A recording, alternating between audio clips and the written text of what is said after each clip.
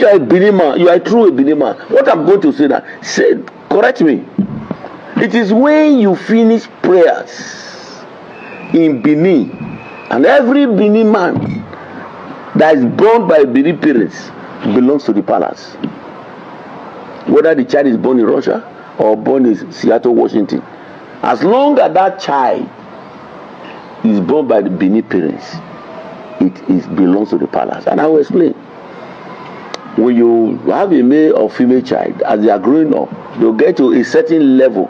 If you either don't put a pant or put something, your mother will shout on you. Okwoba for the male, Okwoba for the female. It tells you that all of us belongs to the palace. And to a Benin man born in the Benin soil or outside Benin soil, after God is the Oba Benin, we enjoy serving him. Ndị be anyị si na watima ọtị atịma. The more you press a food, the more you are pressing it, the more you will be able to discover the seed. In my quest to make sure that my people understand that we're not descendants of Benin, we don't have anything in common, that we are typical Igbos, I begin to see that I even made mistake by not calling a spade a spade. But like they said, it's better now than never. I am going to apologize to everybody who is following me for not discovering this truth on time. I used to think I'm a very smart man, logically sound, that I can be able to sit down and reason and see things beyond what other people say. But it took me many months to truly understand what is actually going on in this Benin so-called documented history. You know, over the time, we keep asking them, present one fact that show that Benin history is documented. We have not been able to see it. But in few months now, a lot of things are pointing. This thing that Oba Benin did recently by suspending some king are beginning to review what is actually the Benin history. The one you think you know is the one they want you to know. The one they have hidden but is being displayed is the one I'm trying to tell you now. And that's why I want to apologize, because I'm supposed to have known this. I'm supposed to have known this. And I'm very sorry that I'm knowing it lately.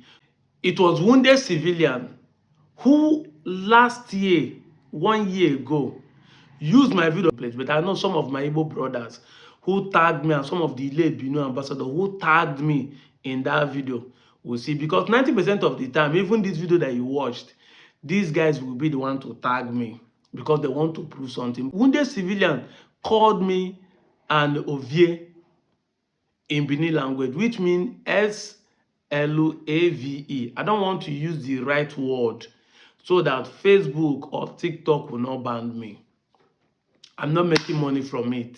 After he called me that thing, 90% of the time, this is what they say. You people are our S-L-A-V-E. You people are Igbo people. Igbo word mean S-L-A-V. They even bring a proof to show you. But you know, I've been saying it that words and application are not the same thing.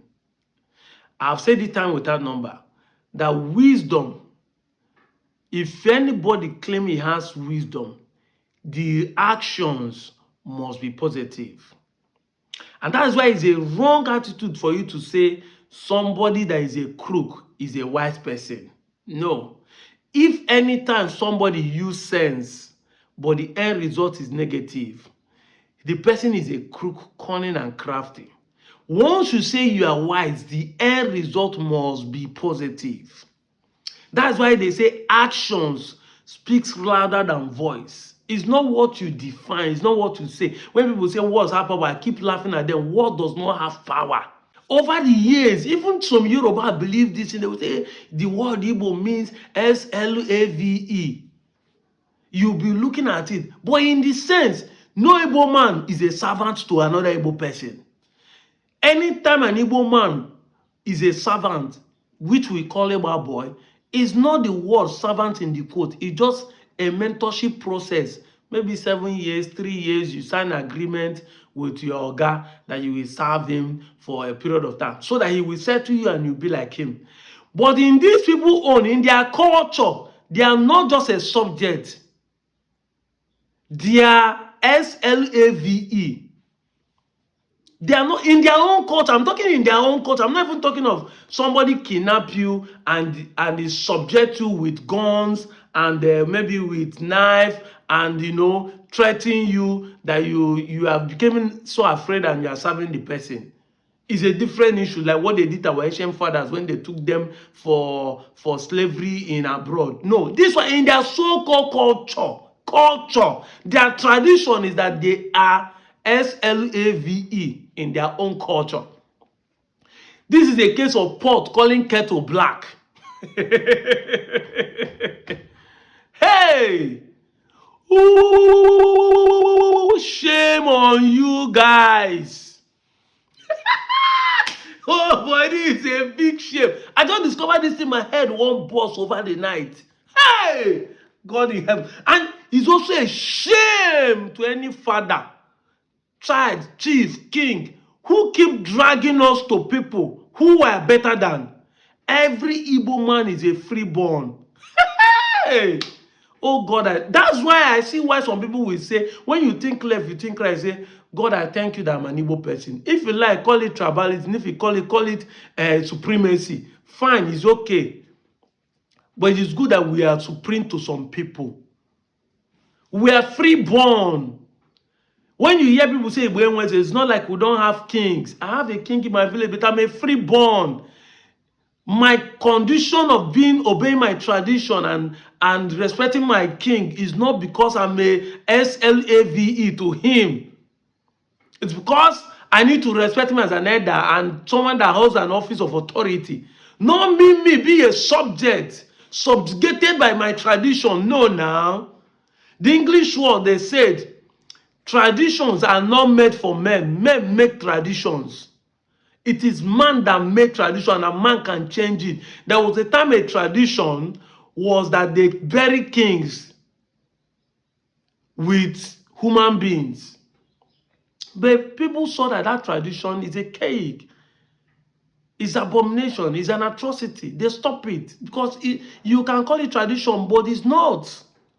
You can change it. Tradition is made by men. But these guys, their tradition subject them even on 21st century to be an slave. Yet, they are still the one that doesn't have shame to come and comfortable and be calling up with that people slave. What a shame. When you are supposed to be holding your king, say, in this 21st century, we can't constantly practice this kind of tradition. We cannot. Instead of you to see beyond it, you are the one bragging up and down, wearing a rag cloth like a servant in your own culture. What a shame. Look at the videos now where a whole chief will need to be begging, hey, I'm a subject, so forgive me. Where did it happen for an Igbo? I mean, where did it happen for an Igbo? Am I saying that people don't kneel down to beg people? Or if I go to Oba Palace, I cannot kneel down to greet more. If I go to Onyofife, I cannot dobele. That is, they say go to Rome, you behave like Rome. But you can't subject me to be an Yoruba person. See, in the 21st century, what I know today, if I'm a Yoruba person, I can't be subjected to be an slave, assuming that's what Yoruba people practice. Remember, I use the word assuming because when I know they get sense. You are practicing modern day slave, and you still have audacity to come and be dragging other people that's what their name means. Igbo people mean slave. Let's assume that's what it means. But are we not freeborns? Everybody is a king in his own house. We don't bow down to anybody. Respect is not by bowing down. That is it. We only bow down to Chiko Kika Biama. We only bow down to God Almighty because every man has his own chi, his own God. It has been there as our tradition before even the Christianity so-called came, that we understand that every man has his own God. And for that reason, he cannot be subject to another man. That is why freedom of slave trade came by and mostly Igbos who started fighting to gain their freedom because In an Igbo man culture, freedom is number one paramount. Freeborn can never ever be subdued. Even when they did it, he will find a way to find his own freedom. It was by the fight that our forefathers presented in the land of America that makes the Americans start saying we need to start giving freedom to these black people until the day they abolish slave trade, and he override everywhere in the world. That is it. Today in Nigeria, Igbo men are still fighting for freedom, not just freedom of themselves to have their own country, but fighting for freedom of other Nigerians. Everywhere they are subjugate, everywhere there are people that are being suppressed, killed, whether by Fulani men, terrorists, or government marginalization. Igbo men stood their ground to always speak for people.